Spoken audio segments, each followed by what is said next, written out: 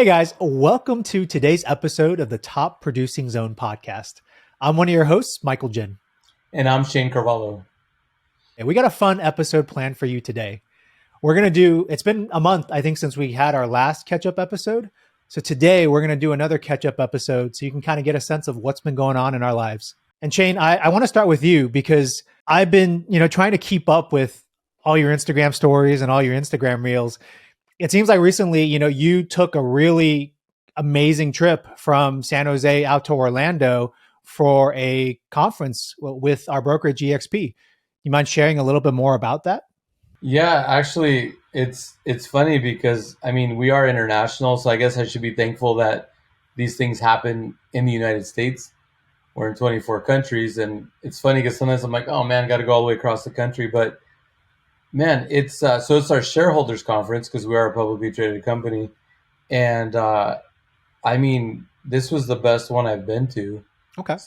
And it's the third time I've attended, and basically the I guess the best. Well, there's a lot of good parts, but like Ed Milet was a keynote speaker, and I love Ed Milet, and he had everybody in tears. This was one of the best, probably one of the best keynotes that I've attended. And I go to a lot, I go to a lot of events, and then it was great catching up with all our colleagues, from around the country and Canada and Mexico, and I really enjoyed spending some time with our crew from Denver. So what do you think if I asked you, what do you feel like are your top 3 takeaways from the conference? What would you say those are? That's actually, that's interesting you asked that because one of the people that I met with actually reached out to me and asked the same thing. Oh, okay. So basically, one of the big takeaways is the fact that, it's kind of an observation and a takeaway, but I was impressed at how many agents were there, how, considering what's been going on, and how much enthusiasm, the enthusiasm and the level of people being there. It's because if you sit around here, everybody's like, oh, the market's falling and things are bad. And so, takeaway, and you already know that I'm big, I'm high on the market, I'm positive, things are great. But that was a real reinforcement. Not that I need the reinforcement, but that was big. Secondly, just the amount of AI being used. Artificial intelligence is, I've never, it's a new thing, right? Something newer for us in the last few months, but just the amount of places and how it's being used was mind-boggling. Mm-hmm. And then I think third, I mentioned Ed Milet, but not just Ed Milet, but there was just a couple other, speakers that, I'm an emotional guy and into the whole feelings and energy and everything else. But, sometimes we all kind of need to have those certain nerves touched or those certain places touched. And I'm already obviously, what I've been through this last year, but it's I'm already on just really good place and life is great again. But it's it just reinvigorated. I'm already reinvigorated, but it's it just fired me up. But not the rah-rah thing they do at conferences, not the rah-rah stuff, just true connection and true just, I don't know how to explain it, but I received the message and I needed to receive that message. And it got me even more fired up than I was when I got there. I think that's really awesome. I think it reminds me of one of those things where it's sometimes timing is key in terms of when you hear something, right? I think there's a moment, a time in everyone's life when, we could hear the same thing maybe 5-10 times in the past, but it doesn't connect, it doesn't click with you. But sometimes when you're in that right moment, right, you've had the experiences that you've had and you hear that message and it just clicks. And it sounds like that was kind of an experience you had with Ed Milet speaking at the conference. Well, it just really resonated right now. And not that these messages would be annoying, but sometimes I hear stuff that annoys me or that's not interesting. Yeah. Not that this would be ever, but I guess what I'm trying to say is that sometimes the things that would annoy you or irritate you, at other times can inspire you. Yeah. Just like sometimes you might not be in the mood to drink like a whiskey or something, which that'll never happen. Bad example, but maybe not in the mood to eat like bad Brussels sprouts. But then there's other moments where like it's the best thing you ever ate. I don't know. That's probably a bad analogy, but no, yeah, I Well, I mean, I think there is something to be said about just sometimes you have to be in a position in a place where you're ready to receive a certain message, right? And right. in this situation, you were. No, totally, Yeah. totally. And yeah, I mean, I have more to share from that trip, especially like I'd like to put more stuff out from that trip, which we're working on. But I think the other thing too that was really interesting was that I left like the morning of the last day because I just had to get back. I got so much going on here, but it's like I was really bummed to leave, and then instead of doing the regular corporate hotel discount thing, we had an Airbnb down the street. Me and three of the guys Yep. from the Wolfpack basically asked me if I wanted to take the fourth suite in their townhouse, and man, I really enjoyed the time we had there. We would work out every morning together. We got to talk shop and catch up, even catch up on personal stuff, family, Yep. whatever else. But it's I was actually really sad when I left. I was like I was like bummed out. Like it went by so fast, and yeah, it was interesting. Like, and it's nice to see that I'm actually re-socializing and connecting after COVID because it was such an awkward thing. But anyway, how about yourself? I mean, on your social media, I'm loving your stuff. Like, because obviously we know you're a big foodie and whiskey, wine aficionado. So I'm loving your stuff. Like, I mean, you're taking the whole whiskey thing to another level. Like, what's going on? Thanks. I mean, I think I think it's been kind of a very fun expansion and growth like period for me when it comes to social media. I think, like as I've been reflecting on this a little bit. Like, when I first started my social Instagram platform as a real estate agent, I thought the only thing I wanted to post about was real estate, right? It was, Boring. well, I mean, it is, right? But it's kind of like you don't really, there was a part of me that didn't feel comfortable putting myself out there. And so it's like, okay, as an agent, I think my perception was, people are only going to be interested in real estate topics because I'm a real estate agent. So a lot of things I started posting at the beginning were home tours, it was educational carousels, it was market stats and updates.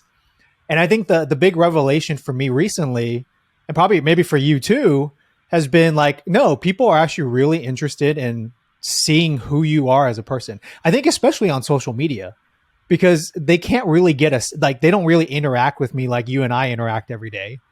They don't really get a sense of who I am. So it's all the more important, I think, for me to start talking about the things that I'm interested in, about whiskey, about wine, about Orange Theory, whatever it is. Because then I think people get a sense of, exactly who you are. They can kind of connect with me better. And, that kind of naturally forms a relationship, even if I haven't really met them yet, just through social media. So that's been a learning for me. And it's also interesting because I used to think I didn't know too much about whiskey, but as I started talking about it, I realized, hey, actually, I know a lot. And it's kind of cool because I think another thing I realized is not everybody knows the same things or knows the same facts, right? Like something I might be sharing about whiskey or about wine or about cooking an Orange Theory. For me, I might feel like it's, oh, everybody knows that information. But then, it's interesting because as I've started to post about these topics, I've gotten people responding back saying, oh, I never knew that before. That's so cool. Thanks for sharing. And that's been awesome to kind of see that feedback. The fun one that I guess came out today was Asian glow. Asian glow. Asian. I'm stalking you. I'm a fan. I used to think that was the most embarrassing picture ever. If you haven't seen it, check out my Instagram. There's a photo on this reel of me going to an underground whiskey club here in downtown San Jose, and I turn red. If I don't take my Pepsid, I turn red. And there's a photo of me basically standing up against a red wall, and my face is red, and I completely blend in. I happen to be wearing a red sweater too. I think it's just all red. That's all bad. It's all You're bad. like so guilty. You don't have to say anything. You come I home know. I know. guilty. You've I been know. drinking. No, I haven't. Yeah. Yeah. Yeah, definitely have. So, for those out there that might be wondering what my secret is to kind of overcome that glow, watch the Instagram reel, or, I'll tell you right now, it's Pepsid AC, which coats your stomach, at least for me, and it helps me not turn red, and a lot of IV hydration, which you can get from Costco. And those are my secret cures for Asian glow. That's awesome, man. Yeah, but no, I obviously you and I have gone on some adventures, both food and different, whiskey or wine, and but no, I've been enjoying seeing that, and I was talking to our buddy from New York, Rick, Oh earlier, yeah, yep. and he was talking about how Michael's right down my alley with that whiskey stuff. He claims he's bringing us some good stuff in a couple months. Oh, It's is like, he? I Okay, got all some right. good stuff I'm gonna bring. I go, yeah, you need to restock our collection. He's like, I need some good añejo. I'm like, don't worry, I got a bottle of gold. He's like, don't open it till I get there. I'm like, yeah, we'll save it for you, Rick. Yeah, we'll have to save a lot of things for him, I think. Wait till he watches this. You're like, I what? know, I know. You guys are talking trash. At least we didn't use the last name. There's probably other Ricks in New York. Probably we will not use his last name, but Rick, if you're listening, you know exactly who we're talking about. You know exactly who you are. Yeah, you know exactly who you are. Hey, so there's another thing I wanted to talk to you about because, one thing I noticed on some of your travel reels is that you seem to be always getting upgraded, always getting lounge access. So, I mean, how, like, I know, is that the way you like to travel, and how do you make that happen? Well, I mean, there is a couple different ways to look at that. I mean, does everybody like the good life? I'm sure. But I mean, for me, like, you know me, dude. I mean, I'm a big dude. I mean, I used to play football, and, whether I'm, carrying the extra weight or not, I'm just wide. Like, I have wide shoulders. And, like, I mean, you know, like, coach seats in an airplane. Okay, because obviously we sell houses. So tell me if this doesn't make sense. So, people used to be smaller, cars used to be smaller. Like when we have like these old houses, have you Yeah. noticed how narrow the driveways are? Yep. So it's like, and I know some of these are not old planes. How the hell are the damn seats so narrow? So honestly, the big thing for me, like the big thing was I want comfort. Like I want to be comfortable. I used to be petrified of flying and I was claustrophobic as hell, which I am still claustrophobic, but man, I used to have to like either my doctor would have to like prescribe Xanax or I'd have to like have a couple of cocktails, like stiff cocktails to like get comfortable. But I started traveling more and more and then I always wanted like Air Miles rewards card and I didn't realize the power. So this whole experience and kind of getting to where I'm at, it was a learning process. And it's almost like there's hacks, like you can master the hacks. Like so what I do is I have a card that I use for my real estate business Hmm. to basically for all my business spending, but I try to funnel everything through there. You can use Yep. your credit card for almost everything. And then last year we had a couple of projects, a couple of flips I was working on, and I ran a lot of the materials through there because I needed to spend $250,000 to get diamond status, which I And found a you're with better way and to do and this you're way. with Delta, right? And the card you're talking about is an American Express card. Yeah, it's the Right. American Express Reserve card. And so Yeah. with that comes a lot of benefits. I mean, you get early access to like certain concert tickets and different things, and you get a free membership to Clear, and you just get all kinds of perks and discounts and stuff. But then the biggest thing for me is you accumulate miles, Yep. and then Delta has a really good app, and so you get to see your miles and book stuff on the app. But I mean, I was stuck at platinum, which is the next to highest for about a year and a half, and I finally hit diamond a year ago. And oh my gosh, so what I do is I book main cabin and then they automatically upgrade me to like comfort because basically it's like main cabin comfort then first class. And on Yep. the bigger jets, there's Delta One, which is like super What's that? first class where you get a pod. You get an actual like Oh, room fancy. with a Okay. reclining seat that Fancy. becomes a Okay. bed, Yeah. has like the TV and everything, and it has like light and a desk, Okay. and it's pretty sick. But anyway, so it's funny because when he was platinum, like I'd be on the upgrade list for first class, and then Yeah. I'd be number one or two on the list. I'd be all excited. There's a couple seats that look like they're available, Yeah. Then some like schmo would come in and I get bumped down because like there was diamonds out there. So it's funny because Right. now There's always sometimes I somebody with feel kind higher of bad. status. I feel bad now sometimes, believe it or not, because now I'm the diamond that bumps people out. And so like I'll be like one of 30 or Mhm. whatever, and there's like a seat Yeah. or two, whatever. So basically, if you go in and just book first class, you spend a ton of miles, or even if you're buying it. But if you, when you're at this status, you just go book main cabin, you get bumped for free to comfort right away. And then usually you'll get cleared for first class 4 or 5 days ahead of time. Or if it's tight or whatever it is, then you'll get cleared right when you're boarding. And Right. Right. yeah, Florida, and actually my last 4 or 5 trips, every single one I've gotten upgraded. And I was in a brand new jet, an A321 Airbus, on my Nice. way Oh, okay. back last weekend. Okay. It How was were those? it was 3 months old.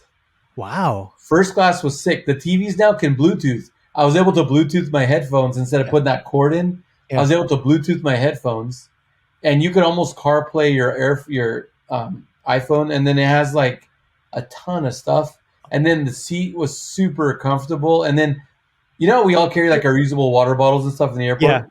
Yeah. There was room to actually put that. Nice. Wait, tell me about the windows. So I don't think I've ever shared this with you. I'm a little bit of an airplane geek.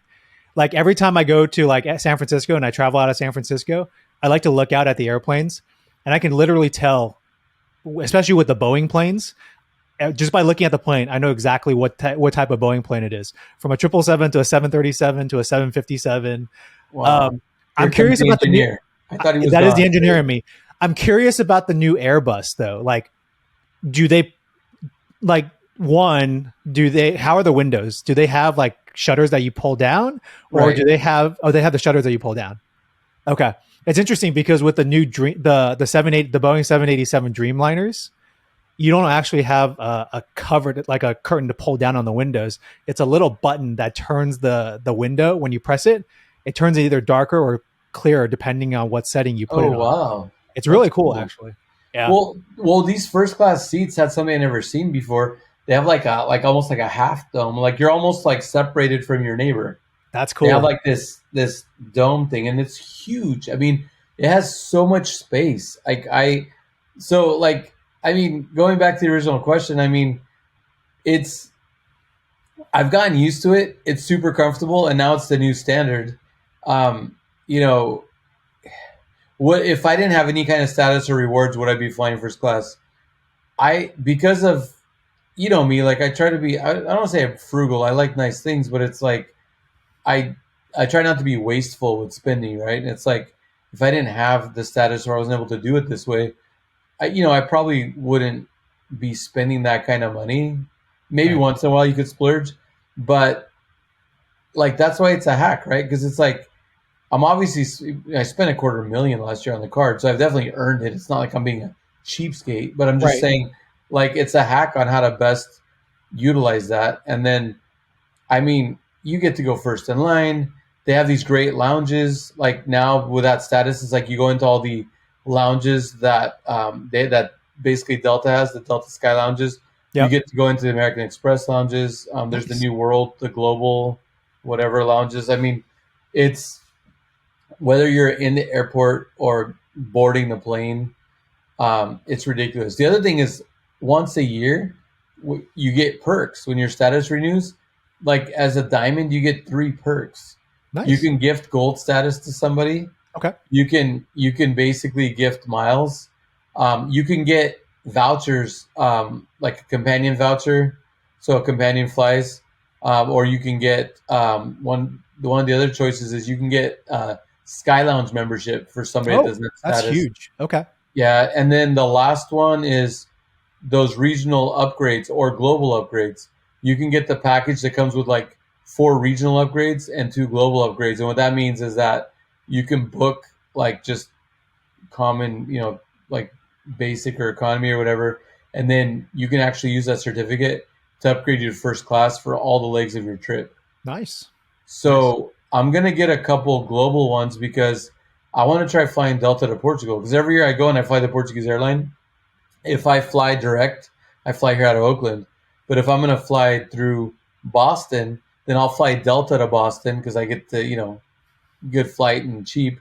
And then I'll just take the Portuguese Airlines. But this summer, I want to look and see because I heard that Delta flies now to the islands. Well, with my status, it's going to be a whole new world. I'm excited to check that out. Thanks for joining us for today's episode. Now, if you're watching on YouTube or streaming this on your podcast platform, if you could do us a favor, leave a comment down below and let us know where you're listening or watching the show from today. It greatly helps with the algorithm and helps us get reach out to more people who need or want to hear what we have to say. We greatly appreciate it.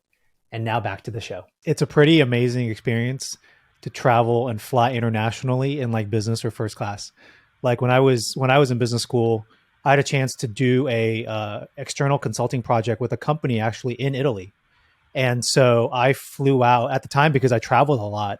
I had 1K status with United, and so when I flew out to Italy, I was upgraded both on the way out there and on the way back. And it is one of the most amazing experiences. You have to be ready for it though, and make sure you're working out before and after, because they literally do not stop feeding you food and drink. It's like it's constant. They either are bringing drinks or they bring snacks or they bring dinner or lunch, and after a meal they bring by the ice cream trolley and you can make your own ice cream sundae. I was just mind What blown. airline? This is with United. Oh, that's right. You're a And big United guy. I'm I a should I'm a have known. United guy, but I will have to say I'm pretty jealous of Delta. I mean, I've just flown United for so long that like I'm and I think that's also key is like if you like do your research, figure out which airline, which car rental company, which hotel chain you want to be a part of, and stick with it and accumulate the points, accumulate the status. Yeah, But like I'm jealous because like with Delta, you and I have talked about this. Like with Delta and the American Express, it's really cool because you have to spend for business, so you might as well spend, and then as a result of spending, you're getting the top tier status with Delta. Like with United, because again, the engineering me, I've done the research. They have similar credit cards with Chase, but you can't spend up to the top level with United cards. They only get you to their Premier Platinum. I forget what the tier is now, but the one right below 1K.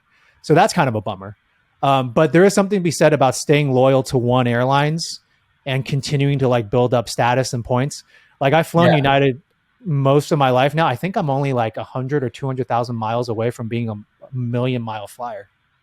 So I'm on. So Delta has that on the app now. It shows the million miler, and I've been flying with them for almost 6 years now, and I'm at like 380,000, which I was surprised I'm that high. I didn't realize that I was booking that kind of mileage. That's awesome. But yeah. So with the million miler though, you get permanent status. Yep. Yep. So like I believe a million is gold for life, and I think like 4 million is like diamond for life or something. And I talked to this one lady, this one flight attendant that says they have a regular he's got like 14 million miles or something stupid like that. That's stupid. She said he's been That's crazy. flying for like 60 years, 50 years, whatever, and a lot, like consistently. That's So crazy. somebody, Yeah. I couldn't believe that. I was like, wow. And I go, well, what else have you seen? She's like, I've seen 6, 7, 8 million milers. I'm like, wow, that's a lot of flying. Hmm. Hmm. That's That's a probably lot a of lot of fun. international flying too. Yeah, well, it has to be because I mean, you Yeah. fly across the country, it's like 3,500 miles or whatever. Hmm. Yeah. I mean, so it's like if you're getting 7,000 miles around, I mean, it takes you like what 12, 13, 14 flights to get to 100,000, and then I mean, literally, that's like 150 flights to get to a million. Yeah.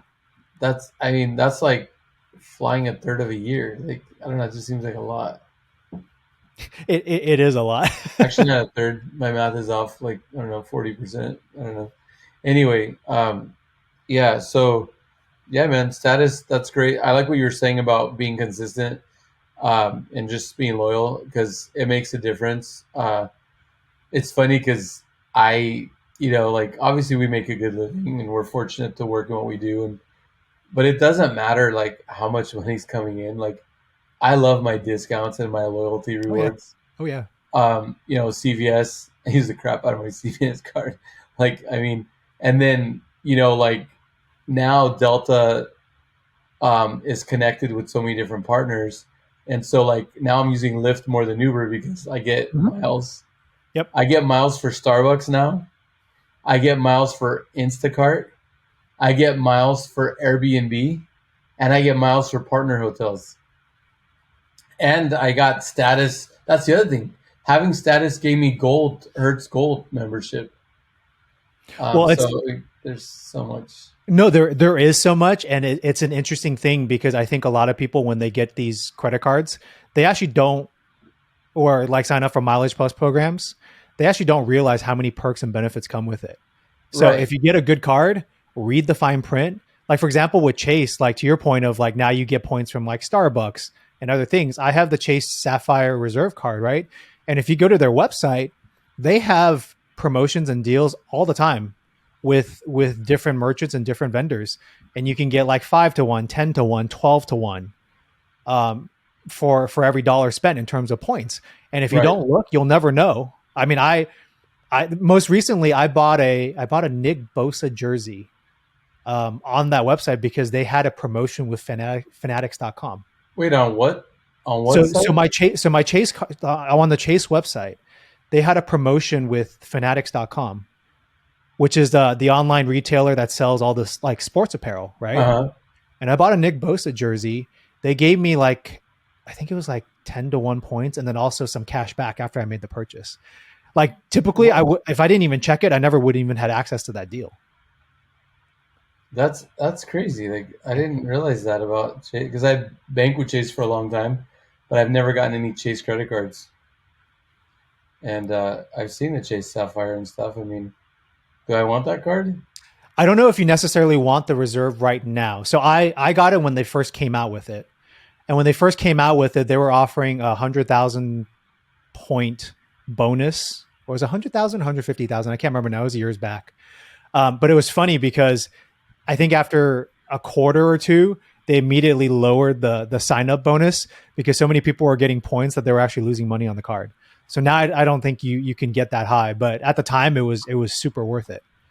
The banks always get the win, The bank, yeah, right? they do, they do. I was gonna say something else and I totally blanked on it now. Um, but who knows Was it if I about think the of it. Chase? Was it about the Chase Oh Sapphire? no, it wasn't about the chase. It was actually about so like talking again about some travel hacks, right?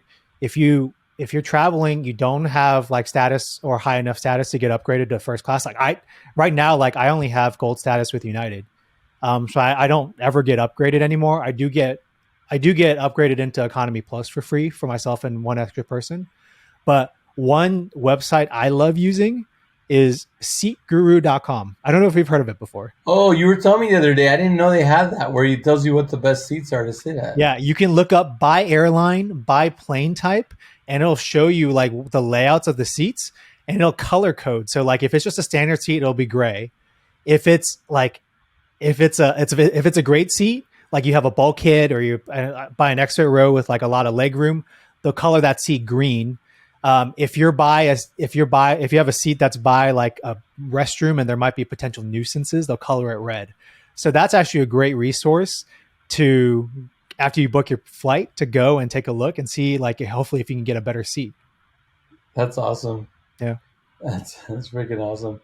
Well, and the thing too with obviously you're asking about status and first class and stuff, but then I mean you're tall, but obviously you're a pretty slender guy. Like, do you care about being in coach or first class? I don't really care about being in first class. I think for me, like I definitely prefer being with United being at least in economy plus because with economy plus, I at least have access to the emergency exit rows and I have access to the bulkhead seats. Can you open your laptop if you want to?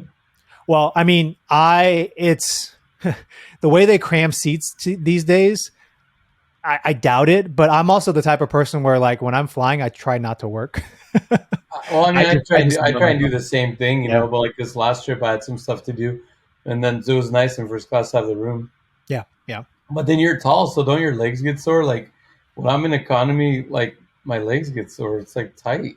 Well, that's why I pick bulkhead, and that's why I pick Emergency emergency room. exit because you get a little bit more space. It was funny Mhm. last week when I was traveling to Denver. On the flight out, I was on a Boeing 757. It was so three seats, a single aisle, three seats on each side of the aisle. But the way they designed the emergency row was that if you're in the back emergency row and you were at the window, there was actually no seat in front of me. So again, this is the power of Seat Guru and being able to see like what seats are the best. As soon as I booked that seat, and it was the best thing ever. Like I'm sitting there and I could stretch my legs out because there's no seat in front of me. Yeah, I know what seat you're talking about. I see that seat. I know Yeah, exactly what you're talking about. it's good for me. I when I used to be not as slim, I think I definitely did prefer the first class seats. It was kind of cool though because like you sometimes I used to fly down to LA a lot, and so I'd get upgraded on that leg.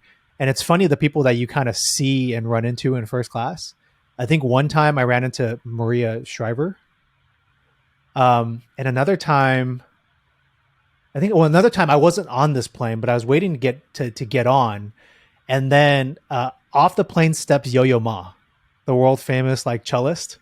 And it's funny because I don't think anybody else recognized who he was, and I was like here trying to like keep my cool, but I'm like, holy shit, that's Yo-Yo Ma. And then I was wondering like, where's his cello? And then like you see like a bunch of people exit the plane, and later on you see like this probably his assistant who's sitting in economy brings out the cello. I'm like, that's probably a freaking $1 million cello, and no one will ever know it. It's yeah, it's interesting because the people I've met in first class, like even on this last trip, I met this guy on the way out. As soon as he heard that it was for real estate and stuff, he saw my hat. I had a hat like this one on, Uh huh. and he's like, "Oh, I have properties," and we just started talking, and he owns a tech company and stuff. And Oh, nice. what I've noticed was that, in fact, he gave me his card. He wants to connect, which you just reminded me. I haven't reached out to him, but it's interesting because a lot of these people travel a lot for work, and or they got status or whatever, and I've built like good relationships. Just I mean, some people I've actually stayed in touch with, and I even like about like a year and a half ago or so, I met a girl. I got seated next to some girl. I just coming back to the Bay Area, just best conversation. Like just that was random. I mean, I never like we exchanged numbers and we kept in touch for a while. But me, I get busy. I have a hard time keeping in touch with a lot of people. But yeah, it was funny because I was like, wow, that's never happened before. So I you have all yeah. kinds of experiences, and then there's been some famous people too. I can't think of the last one, but more than anything, though, I've met a lot of business owners, entrepreneurs, and CEOs. Like I've met a bunch of CEOs.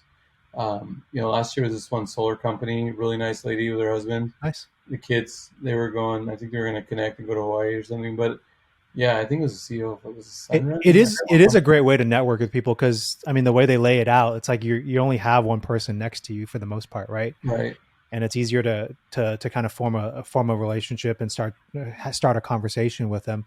right. I'm only gonna say this, and I'm half joking, but I'm like, when you said you met a girl on the plane, I know you're in a committed relationship now, but I'm like, I feel like you and I might have to do an episode where we talk about the different ways to Oh boy. the different ways to meet women and all the different stories you have to tell. Oh man, yeah. That I have to censor that one.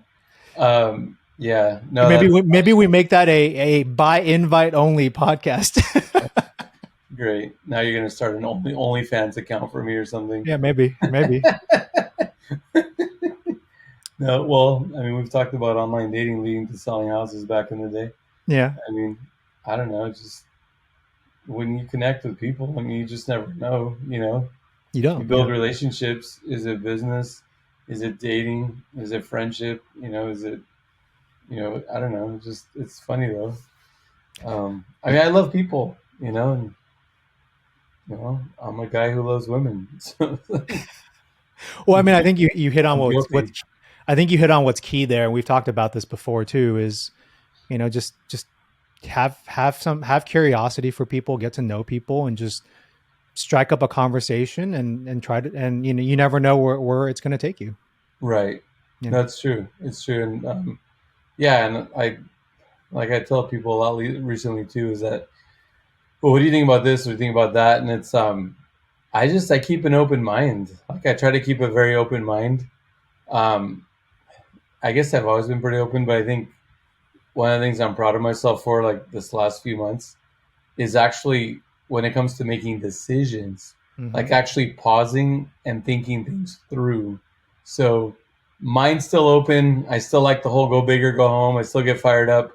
But one thing I'm proud of is that now I pause and think things through before I make decisions. And so, I mean, I'll um, say I'm proud of you too, man, that you're taking that time. No, I'm serious because a lot of times, like in the heat of the moment, whatever might happen, it's very easy to make a motion based on the highs or the lows, right? right, And or and and so it's great that like you've been taking the time, letting the emotion, the feeling aspect of it pass a little bit, and then really trying to look at it from a more objective point of view. I think that's great.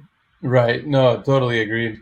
Because I like people. We're talking about connecting with people, and then it's like you trust people, and then maybe too trusting sometimes, and Yep. then obviously I've gotten burned a couple of times in the last few months, and Yep. it's so yeah, I'm trying to not let like that connection with people. I'm trying to make sure that I still am alert, like don't get just kind of swayed in. You know what I mean? Yeah. Yeah, absolutely. And you'll probably end up building better and stronger relationships because of that.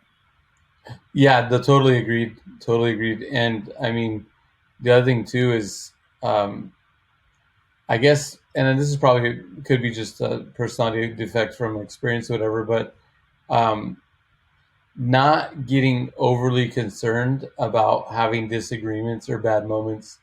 Like I sometimes I'm like, oh man, I messed that up, or I was really mad, or maybe I was.